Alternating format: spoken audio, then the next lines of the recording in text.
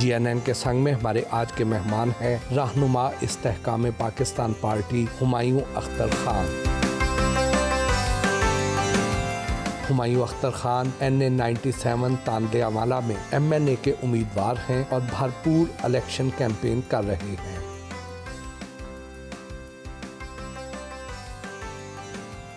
ملاقات کے لیے موضع کھائی پہنچے تو ان کے چیف سپورٹر سید علی حسین شاہ نے ہمارا پرتپاک استقبال کیا۔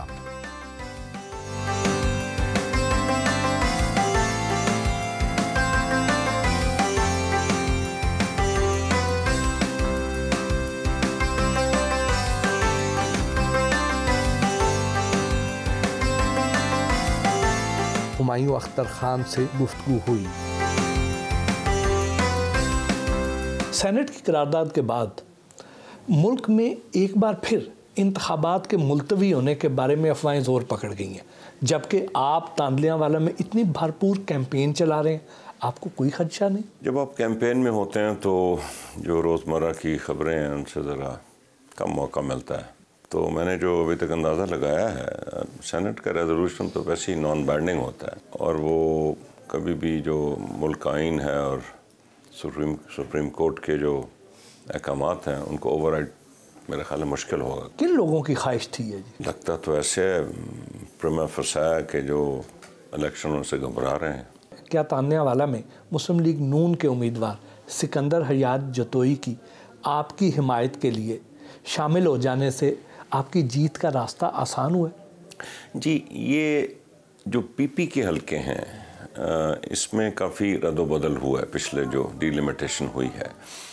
سکندر حیات جتوئی نے جب نون کا الیکشن لڑا تھا 2018 میں تو ان کے ساتھ تحصیل سمندری کے بھی بڑے گاؤں آئے تھے۔ اب ان کا حلقہ چینج ہوا ہے، ان کا کچھ حلقہ تو وہی پرانا والا رہا ہے، کچھ اب یہ تاندیا والا تحصیل میں پہلی دفعہ آئے ہیں، اور اب یہ ہمارا ایک پورا پی پی NA97 کے نیچے آ گئی ہے۔ سکندر حیات جتوئی صاحب ایک وکیل ہیں اور ایک بڑے اچھے انسان ہیں، اور ان کا بڑا مضبوط دھڑا ہے، اور یہ بڑے اچھے کیمپینر ہیں، اور آئی تھنک ہم دونوں کا جو یہ کمبینیشن ہوا ہے اس سے ڈیفینیٹلی الیکشن میں دونوں کو فائدہ ہوگا۔ آپ نے ایک بیان دیا کہ ہماری شرافت کو ہماری کمزوری نہ سمجھا جائے، اس میں آپ کا مخاطب کون تھا اور اس کی ضرورت کیوں پیش آئی یہ کہنے کی؟ میں سب کا احترام کرتا ہوں، جو کاشتکار ہیں، جو غیر کاشتکار ہیں، میرے لیے سب برابر ہیں جی، میرے لیے سب پاکستانی ہیں، سب کا ووٹ ہے، اور میں ہر کسی کے لیے جد و جہد کروں گا، لیکن لوگوں کو ڈرانا دھمکانا کہ جی ہم آپ کو دیکھ لیں گے اگر آپ نے ہمایوں صاحب کا ساتھ دیا، تو یہ اس کا جواب تھا۔ میں نے ہمیشہ شرافت کی سیاست کی ہے، میں نے کوئی قبضوں کی سیاست اور مار دھاڑ کی سیاست اور غنڈہ گردی اور پٹوار خانے اور تھانے کی سیاست نہیں کی۔ تو میرا یہ مراد تھا کہ میں نے سیاست اور شرافت کی ہے، لیکن بالآخر میں ایک جرنیل کا بیٹا ہوں، تو اس طرح کی حرکتیں ہوئیں تو میں ان کا مقابلہ کرنا، ہینڈل کرنا جانتا ہوں۔ اب ذرا ماضی کا سفر کرتے ہیں۔ آپ ایک جرنیل کے بیٹے ہیں، بچپن کہاں کہاں گزرا، کیسا گزرا؟ اچھا گزرا جی، اچھی یادیں ہیں، ہماری ایک بڑا سالڈ فیملی ہے، گھرانہ، اور جیسے کہ فوج میں ہوتا ہے جی، بہت جگہ میری پیدائش ملتان کی ہے، اس کے بعد ایسٹ پاکستان، نوشہرہ، کوئٹہ، لاہور، PMA کاکول، راولپنڈی، تو بہت جگہ، پھر کالج میں گورنمنٹ کالج لاہور، اور اس کے بعد میں باہر پڑھنے چلا گیا تھا۔ تعلیم کہاں کہاں سے حاصل کی؟ یہ سلسلہ کہاں تک جاری رہا؟ میری ابتدائی تعلیم برن ہال ایبٹ آباد میں تھی، اس کے بعد سینٹ میریز راولپنڈی میں، اس زمانے کی بڑے مشہور اسکول تھے برن ہال، یہ دونوں ابھی بھی موجود ہیں۔ برن ہال اب فوج چلاتی ہے، پہلے وہ یہ مشنری اسکول تھا، اور جیسا میں نے کہا کہ گورنمنٹ کالج لاہور، اس کے بعد میں باہر چلا گیا، کینیڈا گیا، امریکہ گیا، میں نے اعلیٰ ڈگریاں حاصل کیں، ایکچوریل سائنس کی اور بزنس ایڈمنسٹریشن کی، اور میں فیلو ہوں سوسائٹی آف ایکچوریز امریکہ کا اور کینیڈین انسٹیٹیوٹ آف ایکچوریز. یہ ایک PhD کے لیول کی اقتصادیات کی ڈگری ہوتی ہے. تو میرے خیال تعلیم تو اب کافی ہو گئی ہے، میں سیاست پہ توجہ دوں گا. بہت سے لوگ تو ایکچوریل سائنسز کے بارے میں جانتے ہی نہیں ہیں، اور آپ نے اس میں اتنی اعلیٰ تعلیم بھی حاصل کی. بڑا اس میں مشکل فیلڈ ہے جی، محنت کرنے کی ضرورت ہوتی ہے. بہرحال اب ہو گئی، وقت گزر گیا. شرارتی تھے یا خاموش طبع؟ نہیں، اتنا خاموش نہیں تھا جی، کبھی بھی نہیں تھا. بچپن کی کوئی شرارت یا کوئی دلچسپ واقعہ جو آج بھی یاد ہو؟ نہیں جی، بس وہ بچپن جیسے ہوتا ہے، کھیل کود، پڑھائی لکھائی، وہاں جی شرارتی نہیں تھے ہم زیادہ. جنرل اختر عبد الرحمن شہید وہ ایک جرنیل تو تھے ہی، لیکن پوری پاکستانی قوم کے ایک ہیرو بھی ہیں. ان کے ساتھ گزرے ہوئے دن، کوئی یادیں، وہ تو شیئر کریں. جنرل اختر عبد الرحمن فیملی مین تھے، فیملی کے بڑے قریب تھے، اور رحم دل آدمی تھے، لیکن ایک بڑے ڈسپلنڈ اور دبنگ قسم کے جنرل تھے. پاکستان آرمی میں ہائیسٹ رینک تک پہنچے، 4 اسٹار جنرل بنے. ان کو میں نہیں بلکہ ان کی جو ISI کے ساتھی اور جو موجودہ ہماری ISI ہے، وہ ماڈرن ISI کا فادر سمجھتی ہے انہیں، کیونکہ یہ جو اخوان جہاد کے دنوں میں جس طریقے سے اتنی بڑی سپر پاور کو دھکیلا گیا، اس میں بہت بڑی جدوجہد تھی، اور ایک شخص کی جدوجہد نہیں تھی جی. پورے سے زیادہ تفصیل میں نہیں جاننا چاہتا. اور جس سے دنیا کا نقشہ ہی بدل گیا جی. سوویت یونین ٹوٹ گیا، مسلمان ممالک کا بھی نقشہ بدل دیا گیا، اور اسی کے آخر میں وہ شہید ہو گئے جنرل ضیاء الحق صاحب کے ساتھ. اور وہ ان کا لقب خاموش مجاہد ہے. وہ جب افسر تھے، ISI میں تھے یا جوائنٹ چیف آف اسٹاف تھے، تو خاموشی اختیار کرتے تھے. ان کے بارے میں جو کتابیں لکھی گئیں، بہت سے لوگوں نے لکھی. عرفان صدیقی صاحب نے پہلی کتاب لکھی، پھر ہارون رشید نے بڑی مشہور کتاب لکھی فاتح، پھر مرحوم بریگیڈیئر یوسف جو کہ ان کے نیچے آپریشنز میں تھے، انہوں نے ایک لندن سے کتاب چھپی تھی دی بیئر ٹریپ، جس کا اردو میں ترجمہ کیا گیا تھا شکست روس. اور پھر ایک بریگیڈیئر یوسف نے کتاب لکھی تھی دی سائلنٹ سولجر، خاموش مجاہد. تو یہ کتابیں ان پہ لکھی گئیں جو ابھی بھی ان کی ویب سائٹ پہ موجود ہیں، جن سے دنیا کو اور اس قوم کو پتہ چلا کہ بالآخر یہ جنرل اختر عبد الرحمن کون تھا، اور اس نے کیسے یہ ملک کے لیے کامیابی حاصل کی. اگر اللہ پاک ان کو مزید مہلت دے دیتا تو اس جغرافیائی خطے میں کس قسم کی تبدیلیاں آ جانی تھیں؟ کیا پلان تھے جو ادھورے رہ گئے، جو اس طریقے سے پایہ تکمیل تک نہ پہنچ پائے؟ میں نے ہمیشہ یہی کہا ہے کہ جو جہاد افغانستان کرنے والے لوگ تھے، یا جنہوں نے جہاد کشمیر کا آغاز کرایا، ان کی جو سوچ تھی، وہ جب لوگ دنیا سے چلے گئے تو آگے جو پالیسیاں بنی وہ ایکچولی ان کی پالیسیوں کے برعکس تھے. مطلب وہ کبھی بھی یہ نہیں کہتے تھے کہ نان اسٹیٹ ایکٹرز کا استعمال ان کی پالیسی نہیں تھی، کبھی بھی، نہ افغانستان میں تھی، نہ کشمیر میں تھی، نہ کہیں اور تھی. میں صرف یہ کہہ سکتا ہوں آپ کے اس سوال کے جواب میں کہ اس خطے کا نقشہ بڑا مختلف ہوتا اگر وہ زندہ رہتے. آپ کے والد ISI چیف بھی تھے، بعد میں chairman joint chief of staff committee بھی بنے. آپ کی سیاسی تربیت کیسے ہوئی؟ میں نے تو کبھی سوچا بھی نہیں تھا جی اپنی والد کی زندگی میں کہ میں سیاستدان بن جاؤں گا. جب ان کی شہادت ہوئی تو ہم میں ایک جذبہ آیا کہ ایک تو اپنے ملک واپس آؤ. پڑھنے باہر گئے تھے، باہر رہ سکتے تھے، والدہ کو باہر لے جا سکتے تھے، لیکن فیصلہ یہ ہوا کہ سب بھائی آہستہ آہستہ واپس آئیں گے، اپنی والدہ کے پاس رہیں گے. آج بھی اپنی والدہ کے ساتھ رہتے ہیں جی. ایک جذبہ پیدا ہوا جی کہ ملک کی خدمت صحیح معنوں میں سیاست کے میدان کے تھرو ہی ہو سکتی ہے، اس لیے سیاست میں چھلانگ لگائی اور اللہ تعالیٰ نے جدوجہد میں بھی ڈالا، کامیابی بھی دی. ابھی تک لگے ہوئے ہیں۔ آپ کے خیال میں عمران خان کی سب سے بڑی سیاسی غلطی کیا تھی؟ عمران خان صاحب سے اس قوم کی بڑی امیدیں وابستہ تھیں۔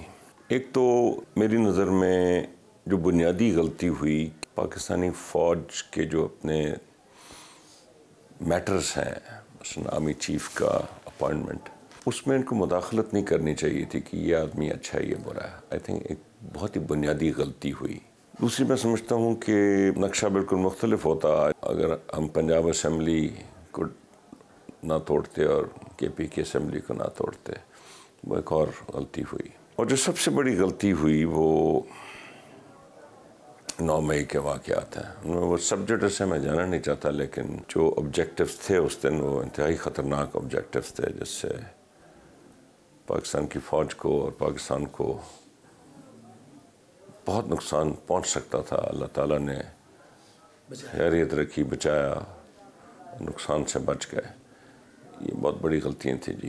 آپ خان صاحب کے بہت قریب رہے، بڑا قریب سے دیکھا انہیں، اور پارٹی کے لیے بہت زیادہ کام بھی کیا۔ کس وقت آپ کو یہ محسوس ہوا کہ خان صاحب نے جو وعدے کیے تھے، جو ان کا ویژن تھا یا جو سوچ تھی، یہ اس طریقے سے ڈیلیور نہیں کر پا رہے ہیں؟ کہاں سے آپ پیچھے ہٹنا شروع ہوئے؟ نہیں جی، میں تو پیچھے ہٹا ہوں 9 مئی کے بعد، ورنہ تو 9 مئی سے پہلے تو الیکشنوں کی تیاری اور جو پالیسیوں کی تیاری، بالخصوص اکنامک پالیسیز کی تیاری میں پورا حصہ تھا۔ لیکن 9 مئی کے بعد آخر جی میں پاکستان فوج کا واحد 4 اسٹار جنرل ہے جس کے نام کے آگے شہید لکھتی ہے پاکستان کی فوج، وہ میرے والد ہیں۔ اور جو 9 مئی کو ہوا اور جن طرح گھروں کو جلایا گیا، وہی گھر جن میں ہماری پرورش ہوئی تھی، اور شہیدوں کے جو مونیومنٹس ہیں ان کو ڈیمیج کیا گیا۔ تو میرا والد شہید ہے اس فوج کا، میرے لیے ممکن نہیں تھا، میں نے اپنے آپ کو ڈسکنیکٹ کر دیا جی۔ دی اکانومسٹ میں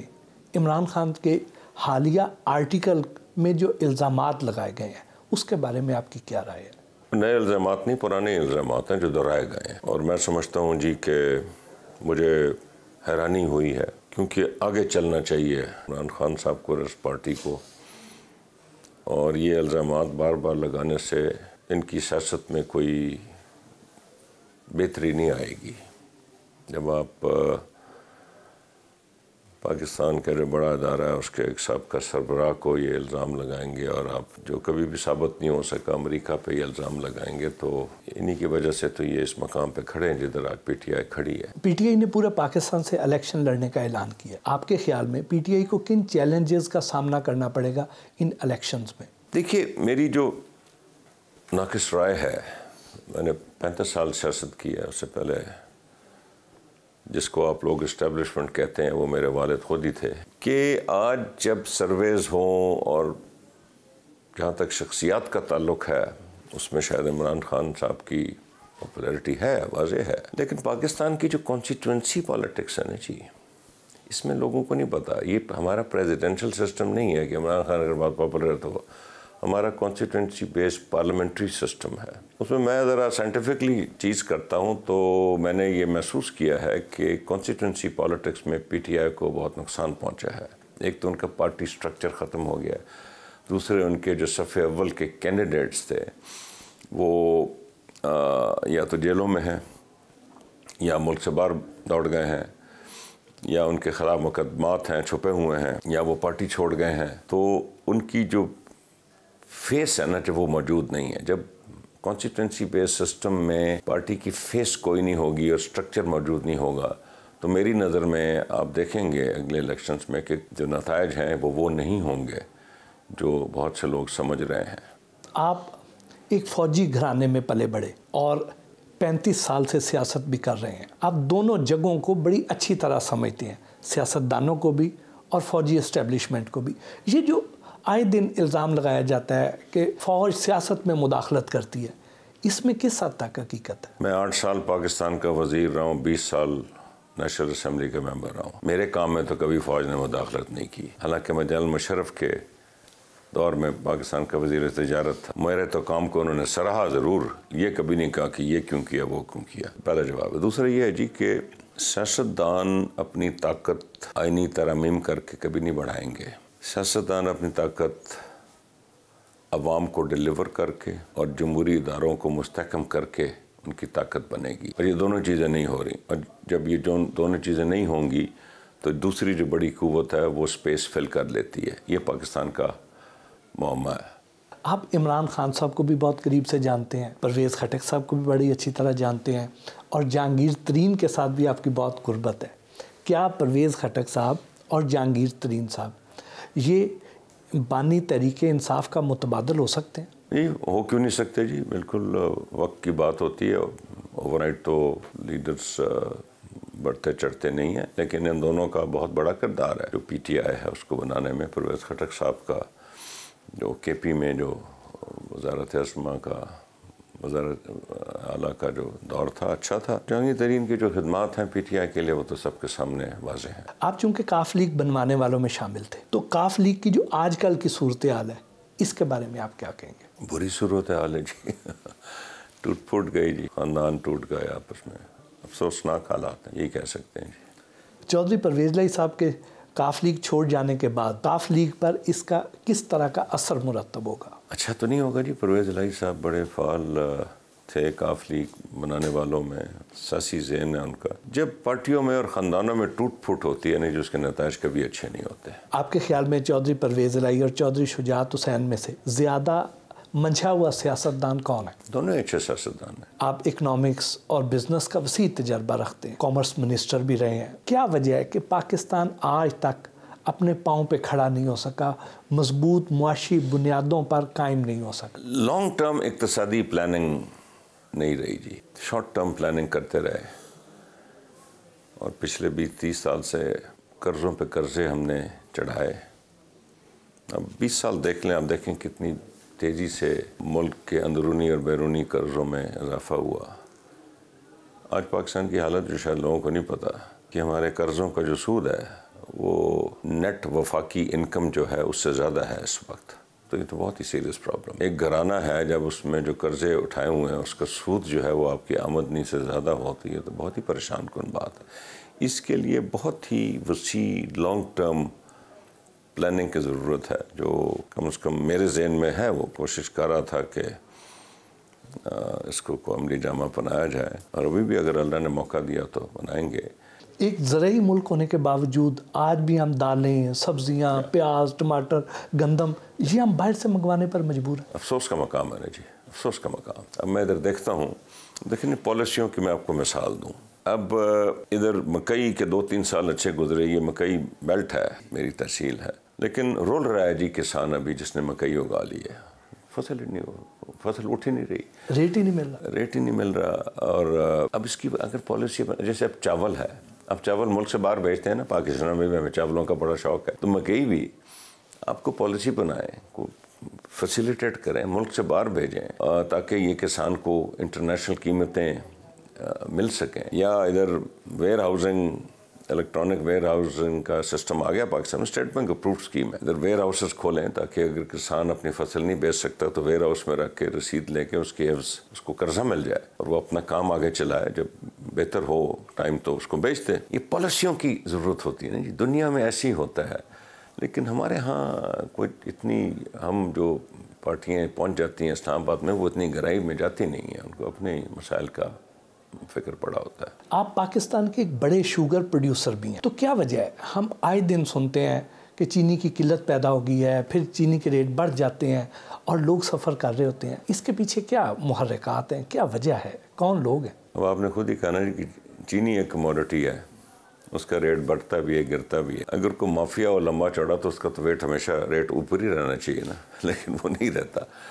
چینی کا ریٹ بہت کم بھی رہا ہے, بہت وہ ایک کموڈٹی ہے جی. یہ مارکیٹ, ہاں مارکیٹس کو دیکھیے, یہ مسائل ایڈمنسٹریٹو ایکشن سے کبھی ٹھیک نہیں ہوتے. یہ مارکیٹ کو سمجھ کے صحیح پالیسیوں کے ذریعے ٹھیک ہوتے ہیں. آپ نے کس ٹائم پہ کس چیز کی اجازت دینی ہے, پہلے ڈٹرمن کریں کہ پیداوار کتنی ہوگی, اس کی کھپت کدھر ہے, اور کیا اماؤنٹ کوانٹٹی ہے جو آپ باہر ایکسپورٹ بھیج سکتے ہیں. دیکھیں ایکسپورٹ کرنے سے ملک کو زر مبادلہ ملتا ہے. اگر آپ ایگریکلچر پروڈکٹ ایکسپورٹ کریں گے تو ملک کو زر مبادلہ ملے گا, جس کی اس وقت بے انتہا ضرورت ہے. ملک کو پالیسی سے بنانی چاہیے. ایک عام تاثر یہ بھی ہے کہ پاکستان میں جو شوگر مافیا ہے یہ بہت طاقتور ہے، یہ اپنی مرضی کی پالیسیز بنواتا ہے، اپنی مرضی کے فیصلے کرواتا ہے، اپنی مرضی کے ریٹ نکلواتا ہے، اس میں کس حد تک صداقت ہے؟ کوئی مافیا نہیں ہے جی ادھر. میں نہیں سمجھتا کہ کسی بھی انڈسٹری کا کوئی مافیا ہے. میں سمجھتا ہوں کہ گورنمنٹ کو فوکس کرنا چاہیے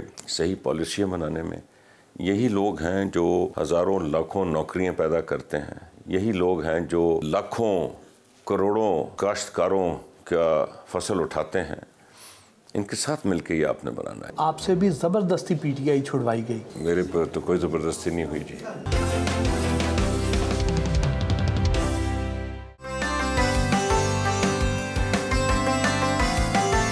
پرتکلف ناشتے سے تواضع کی.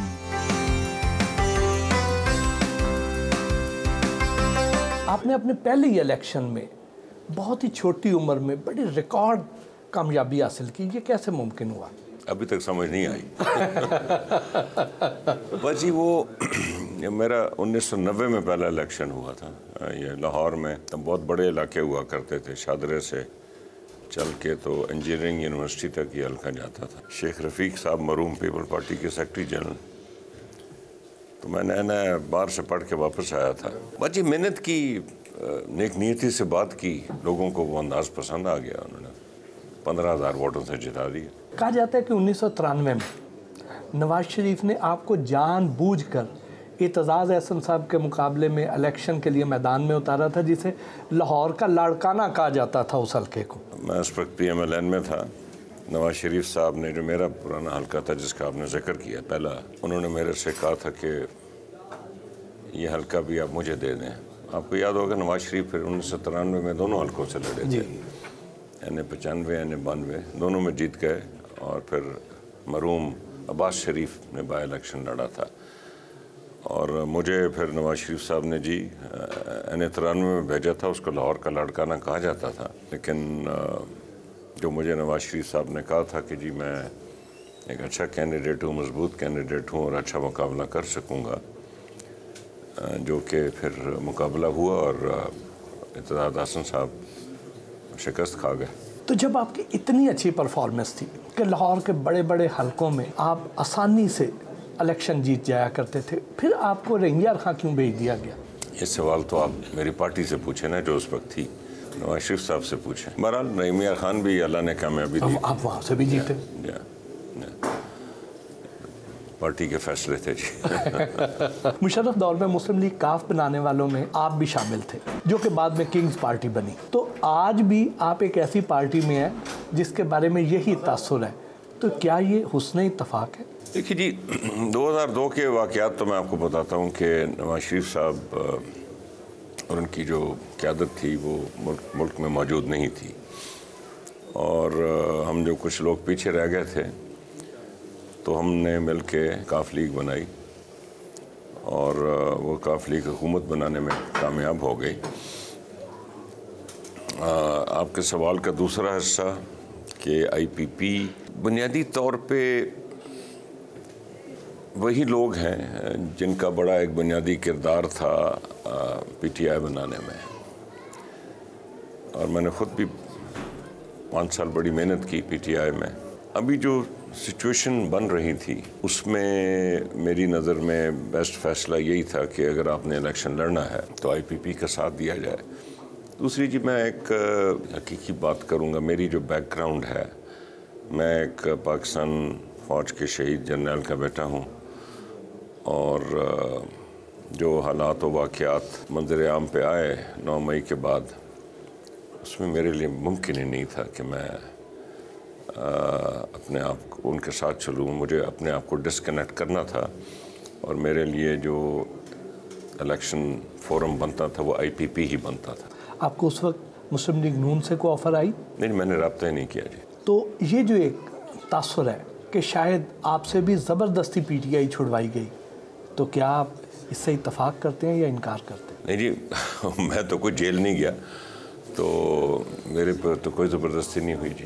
آپ کہتے ہیں کہ شریف خاندان اپنے خاندان کے علاوہ کسی اور کو آگے نہیں آنے دیتے، جبکہ پی ٹی آئی میں نوجوانوں کو آگے آنے کا موقع دیا جاتا ہے، تو کیا آج بھی آپ کی رائے یہی ہے؟ یہ تو پی ایم ایل این کے اندر ایک آواز ہے کہ خاندان کی ڈومینیشن ایک بار موجود ہے، سب کو نظر آ رہی ہے جی. पाकिस्तान तहरीक इंसाफ का हिस्सा कैसे बने? 2018 में जी इलेक्शन से पहले बढ़ती हुई पार्टी थी जी।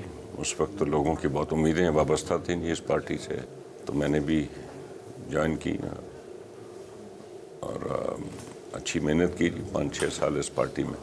2018 में अपने हल्के से आपने खुद कैंपेन करके इमरान खान साहब को इलेक्शन जितवाया, लेकिन ज़िमनी इलेक्शन में उसी हल्के से खुद साद रफ़ीक साहब से हार गए। इसकी क्या वजह बनी? ये अच्छा सवाल है। इमरान खान साहब ने खुद तस्लीम किया था कि मेरे कैंपेन की वजह से उनकी जीत में मदद मिली। कंट्रोवर्शियल बात हो जाती है जी, लेकिन एक तो 2-3 महीने में महंगाई एकदम तेज़ी से बढ़नी शुरू हुई और उससे पार्टी को एकदम डैमेज हुआ। नंबर 2, मेरा जो छावनी का हल्का है उसमें जिसको हम कोठी का वोट कहते हैं, DHA, कैवलरी ग्राउंड, पुरानी छावनी, वोट ज़्यादा, वो वोट जो है वो जनरल इलेक्शन तो निकल आता है, वैसे नहीं निकलता बाहर, तो वो हमारा डोमिनेटिंग वोट था। और मैं कंट्रोवर्शियल बात सियासत में करता नहीं, लेकिन जी बहुत ही आला दर्जे की धांधली मशीन है मेरे ओपोनेंट की उस इलाके में। मैं पाकिस्तान की तमगा मिलना चाहिए उनकी जो धांधली मशीन है। पहले शहर में हुआ करती थी, लाहौर साद रफ़ीक के आने से ये हमारी छावनी के इलाकों में पहले ऐसे नहीं होता था। धांधली बड़ी होती है जी और कैंडिडेट खुद करता है। इस्तेहकाम पाकिस्तान पार्टी ज्वाइन करने की वजह क्या जहांगीर तरीन साहब के साथ रिश्तेदारी थी? नहीं, वजह नहीं थी, एक कोइंसिडेंस था कि जहांगीर तरीन साहब मेरे अजीज़ हैं।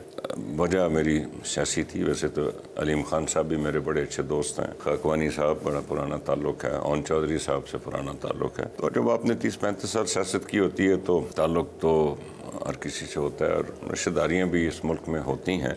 लेकिन ये वजह नहीं बनी कि मैंने ज्वाइन क्यों की। वजह जैसे मैंने आपको पहले बताया, वजह सियासी थी। क्या ये आपकी आखिरी पार्टी है? इंशाल्लाह जी, अब इस पार्टी को मिलके हमने बनाना है, चढ़ाना है, परवान चढ़ाना है। इसमें मेहनती पढ़े लिखे लोग हैं जी, और वही लोग हैं जो जिनका बुनियादी किरदार था PTI बनाने में। हमारी सोच मुल्क की तमीर और तरक्की के लिए है।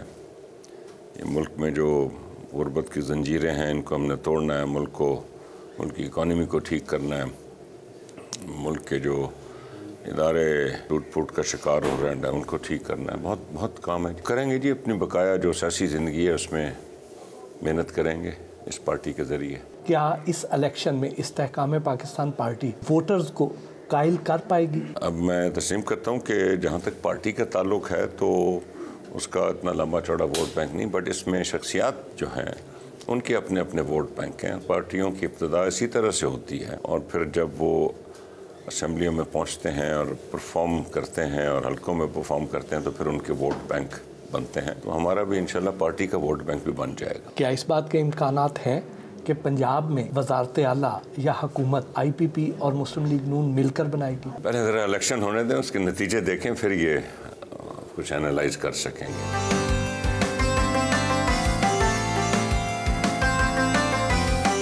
सैयद अली हुसैन शाह के डेरे पर रैली के लिए अवाम की बड़ी तादाद मौजूद थी। हुमायूं अख्तर खान ने रैली के शुरका से मुख्तसर खिताब किया। बहुत सर्दी का दिन है और आप लोगों ने तकलीफ की है, आप मेरी कैंपेन के लिए बाहर निकले हैं, बहुत मेहरबानी, बहुत बहुत शुक्रिया।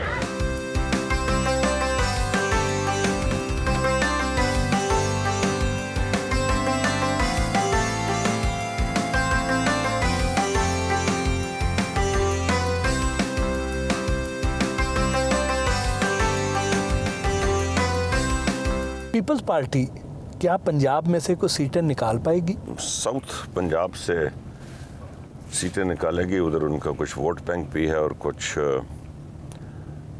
बड़ी इलेक्टेबल शख्सियात भी उनके साथ हैं। और सेंट्रल पंजाब में मेरी नज़र में तो कोई ऐसी सीट नहीं।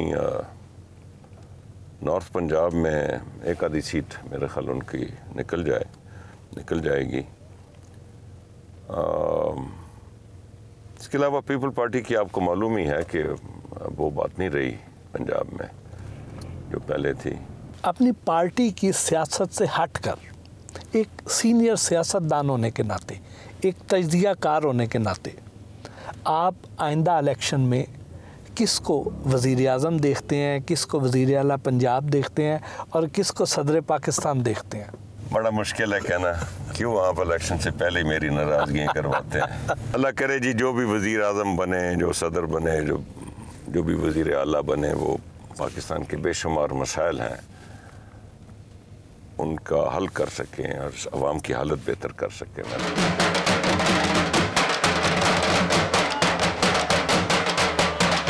کھائی بنگلے پر لوگوں نے ڈھول کی تھاپ پر استقبال کیا.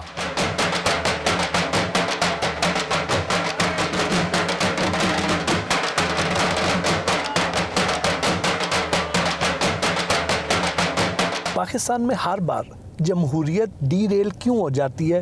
ہم آج تک اپنے ملک میں جمہوری نظام کو ہی مستحکم نہیں کر پائے, کیا وجہ؟ اس میں لوگ طرح طرح کی وجوہات بتاتے ہیں, بالخصوص کہ جی اسٹیبلشمنٹ کی انٹرفیئرنس یا ملٹری گورنمنٹس, وہ بھی شاید وجہ ہو, لیکن میری نظر میں جو سب سے بڑی وجہ ہے جمہوریت جو ڈی ریل ہو جاتی ہے اور ناکام ہو جاتی ہے, وہ یہ ہماری سیاسی پارٹی ہیں. میں یقین سے کہہ سکتا ہوں کہ اگر سیاسی پارٹیاں صحیح معنوں میں پاکستان کے مسائل حل کرنا شروع کر دیں, پاکستان کی اقتصادی حالت بہتر بنا, پاکستان کے لوگوں کی حالت بہتر بنا دیں, تو جمہوریت مضبوط ہوگی. آپ کے خیال میں آج کا جو نوجوان ہے جو سوشل میڈیا پر بہت زیادہ ایکٹیو ہے, یہ اس الیکشن میں کس پارٹی کو ووٹ دے گا؟ ڈپینڈ کرتا ہے جی. شہروں کا جو نوجوان ہے اوبیسلی سب کو پتہ ہے کہ اس کا زیادہ رجحان پی ٹی آئی کی طرف ہے. اب دیکھیں وہ کس حد تک اپنا ووٹ کاسٹ کر سکتا ہے, ان کا ووٹ ہے بھی کہ نہیں ہے, اور کتنی تعداد میں یہ نوجوان باہر نکلتے ہیں. اس وقت آئی پی پی کے پاس سب سے زیادہ الیکٹیبلز موجود ہیں, تو آئی پی پی کتنی سیٹیں نکال پائے گی اس الیکشن میں؟ دیکھیے یہ کہنا تو بڑا مشکل ہے, لیکن میرا ذہن کہتا ہے کہ آئی پی پی لوگوں کو سرپرائز دے گی.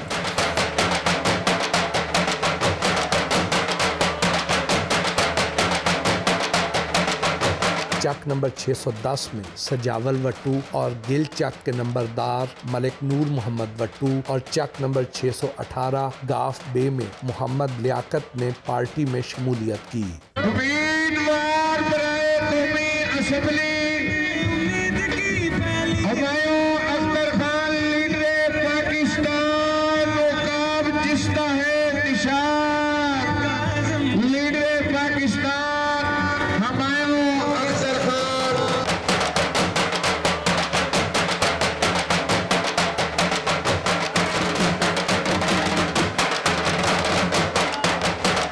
چک نمبر 617 گاف بے اللہ دتا, چک نمبر 613 گاف بے سرفراز وٹو اور چک نمبر 617 کے نمبردار محمد امتیاز نے پارٹی کے ساتھ چلنے کی یقین دہانی کروائی. آپ نے تاندلیاں والا سے الیکشن لڑنے کا فیصلہ کیوں کیا؟ لاہور کی سیاست میں اب مزہ نہیں رہا.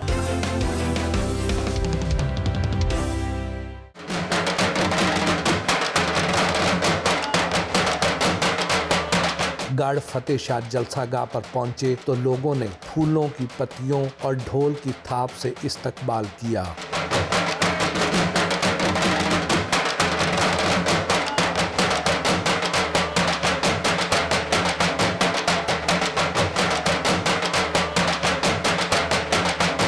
لاہور میں تو آپ کا ٹریک ریکارڈ انتہائی اچھا ہے, اس کے باوجود آپ نے تاندلیاں والا سے الیکشن لڑنے کا فیصلہ کیوں کیا؟ لاہور کی سیاست میں اب آپ کے سامنے ہے, افراتفری ہو گئی ہے, پارٹیاں آپس میں لڑ رہی ہیں, ودن پارٹیوں کے اندر بڑے افراتفری ہے, تو اس کی سیاست میں مزہ نہیں رہا. اور میں اب چاہتا ہوں کہ میں اپنے اس علاقے میں آؤں جدھر کا میں باشندہ ہوں, جدھر کا میں رہائشی ہوں, جدھر میرے آبا و اجداد انڈیا سے آئے, اور میں اب اپنی بقایا سیاسی زندگی ادھر وقت کروں. آپ کا خاندان یہاں پر پچھلی کئی دہائیوں سے کاروبار کر رہا ہے, تو پہلے کیوں نہیں آپ کو خیال آیا کہ یہاں سے الیکشن لڑا جائے؟ جو لوگ تھے, جو ہمارے دوست تھے, ساتھی تھے, ان کا کوئی لحاظ کیا جاتا ہے. آپ کسی کے ساتھ اسمبلی میں بیٹھے ہیں، اس علاقے کا ہے میں نے، آپ کو اٹھنا بیٹھنا ہے، آپ لحاظ میں رہتے ہیں، لیکن اب بڑا وقت گزر گیا ہے، وہ لوگ کوئی دنیا میں نہیں ہیں، کچھ آپس میں ان کی ناتفاقی ہے، تو میں سمجھتا ہوں کہ یہ اب صحیح موقع ہے کہ میں آؤں اور اس علاقے کی نمائندگی کروں۔ تانلیاں والا ایک پسماندہ علاقہ ہے، یہاں کے لوگوں کی کیا توقعات ہیں آپ سے اور آپ ان کے لیے کیا کریں گے؟ یہ جو ایک صدی پیچھے رہ گیا یہ علاقہ، جیسے میں نے اپنی تقریر میں کہا، میں باقی سمجھتا ہوں ایک صدی پیچھے رہ گیا یہ، تو اس کو باقی پاکستان کے ساتھ ملایا جائے گا، باقی پاکستان کی لیول پہ لایا جائے گا، اور میں نے بھرپور انداز سے جو کسانوں کے لیے اور نوجوانوں کے لیے اور علاقے کی تعمیر و ترقی کے لیے، علاقے میں تعلیمی نظام، علاقے کا صحت کا نظام، علاقے کی جو ہماری نیشنل اسکیمیں ہیں ان کو دوبارہ ریسٹور کیا جائے گا، جیسے ہیلتھ کارڈ کی اسکیم ہے، یا جو احساس پروگرام کی نوعیت کا وہ وہاں کے لوگ بدل دیتے ہیں، اسکیموں کو بند کر دیتے ہیں، ان کو بحال کیا جائے گا تاکہ بوڑھوں کو، بیواؤں کو، یتیم بچوں کو، مزدوروں کو، غریب کسانوں کو ایک سوشل سیفٹی نیٹ مہیا کیا جا سکے۔ یہ میری ایک علاقے کے لیے، ادھر میں نے آپ کو کہا ہے انڈسٹریل زون کا میں نے اعلان کیا ہے، ادھر میں تمام ٹیوب ویل سولر کروں گا، پاکستان کی اسکیمیں جیسے الیکٹرانک ویئر ہاؤس اسکیم ہے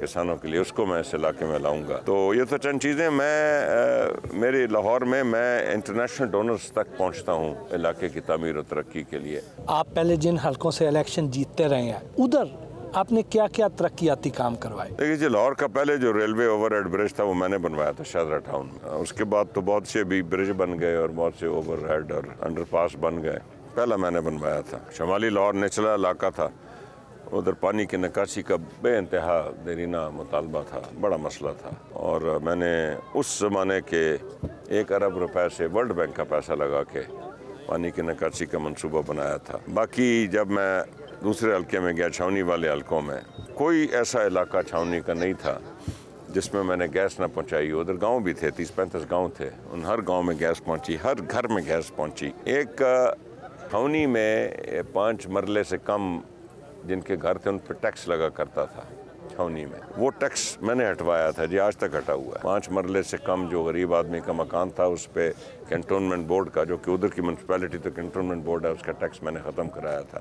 آج تک آپ یقین کریں، آج بھی وہ علاقہ یاد کرتا ہے، اس کو پتہ ہو یہ سڑک کس نے بنائی ہے، بتائیں گے آپ کو، یہ گیس کس نے لگائی ہے، سب پتہ ہے اس علاقے کو۔ تو جہاں تک تعمیر و ترقی کا کام ہے جی، اس میں کبھی کسی سے پیچھے نہیں رہا، بلکہ پاکستان کے جو اچھے حلقے ہیں اس میں سر فہرست ہوں۔ اس بار فیصل آباد میں کس پارٹی کا پلڑا بھاری ہے؟ میں تو اس وقت اپنے حلقے کی فکر کر رہا ہوں جی، میری کوشش یہ ہے کہ اس حلقے میں میری پارٹی کا پلڑا بھاری رہے، اور انشاءاللہ رہے گا۔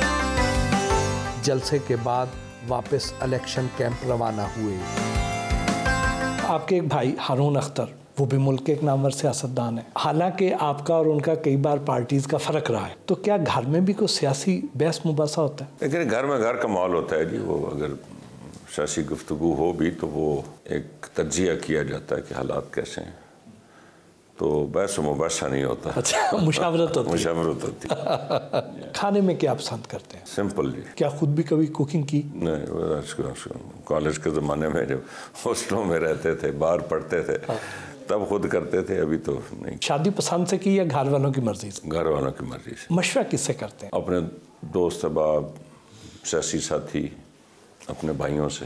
کبھی محبت بھی ہوئی؟ تو بھائی ہوئی جی، وہی بھگت رہے ہیں۔ زندگی کا سب سے یادگار لمحہ کون سا؟ پہلا الیکشن دی تھا، لیکن اس کے بعد بالخصوص جو 1993 کا اعتزاز حسن کے خلاف اللہ نے کامیابی دی، وہ مجھے نہیں بھولتا، اور میرے خیال ان کو بھی نہیں بھولتا۔ کبھی فارغ وقت ملے تو کیسے گزارتے ہیں؟ کتابیں پڑھ کے جی۔ کس قسم کی کتابیں پڑھنا پسند؟ ہسٹری کی کتابیں۔ آپ کے خیال میں آپ زیادہ اچھے سیاستدان ہیں یا زیادہ اچھے بزنس مین؟ اللہ نے دونوں فیلڈ میں کچھ کامیابی دی ہے تو اللہ کی مہربانی ہے جی۔ کوئی نوجوان یا عام شہری الیکشن لڑنا چاہے تو آپ اسے کیا مشورہ دیں گے؟ ضرور کوشش کرنی چاہیے۔ دیکھیں، بہت مشکل کام ہے جی الیکشن لڑنا، لاکھوں ووٹروں کے ساتھ آپ کو اپنی شناخت بنانی پڑتی ہے، ان کو اپنا پیغام دینا پڑتا ہے۔ دیہاتوں میں تو چلیں ذاتی ووٹ بھی ہوتا ہے، لیکن شہروں کا ووٹ جو ہے وہ بنیادی طور پہ زیادہ پارٹی کا ہوتا ہے. مشکل کام ہے, پیچیدہ کام ہے, لیکن اگر کوئی یہ جو اس جدوجہد سے گزرنا چاہتا ہے تو موسٹ ویلکم جی. آپ نے سیاست کے ذریعے سب سے زیادہ کیا کمایا؟ عزت, شہرت یا دولت؟ سیاست کے ذریعے تو میں نے دولت تو بالکل نہیں کمائی. عزت اور شہرت ضرور ملی ہے. میرا خیال اس ملک میں میری اور ہارون اختر خان کی سیاست کو اچھے الفاظ میں یاد کیا جاتا ہے. میوزک کس قسم کا سننا پسند کرتے ہیں؟ ہر قسم کا میوزک مجھے پسند ہے, مجھے شوق ہے میوزک کا. لیکن میں میوزک صرف تب سنتا ہوں جب میں اکیلا واک کر رہا ہوتا ہوں, وہ میرا میوزک سننے کا ٹائم ہوتا ہے. جب آئینہ دیکھتے ہیں تو پہلا خیال دل میں کیا آتا ہے؟ کیا خیال آنا جی, بس اوبیسلی ہر بچہ اپنے ماں باپ کی طرح لگتا ہے, تو ہمیں بھی خوشی ہوتی ہے کہ ہم بھی ان کی طرح لگتے ہیں. آپ کی کس عادت سے گھر والے بیزار رہتے ہیں؟ سیاست سے.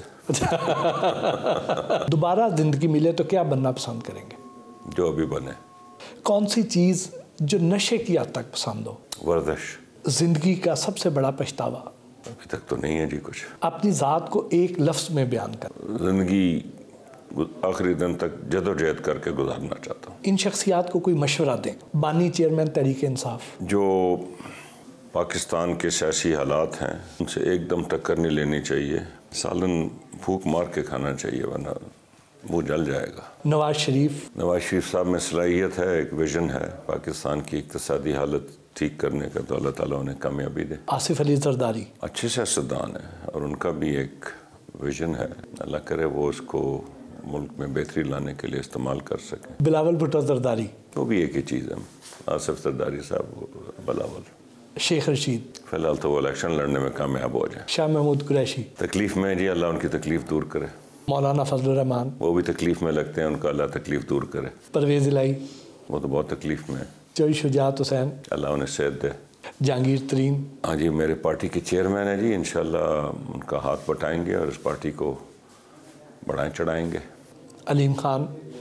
علیم خان بھی جی میرے چھوٹے بھائی ہیں, پارٹی کے صدر ہیں ہمارے. پرویز خٹک. ان کی پی ٹی آئی پارلیمنٹیرینز ہیں, اچھے آدمی ہیں جی. ان کا دور جو تھا کے پی میں وہ بڑا کامیاب دور تھا. ہارون اختر خان. ایک ایسٹ ہیں جی اس ملک کا. میں یہ دعا کرتا ہوں کہ یہ ملک ان کو استعمال کریں بہتری لانے کے لیے. بہت بہت شکریہ سر, آپ کے ساتھ سارا دن گزارا, بہت اچھی یادیں لے کے جا رہے ہیں. شکریہ, بہت مہربانی.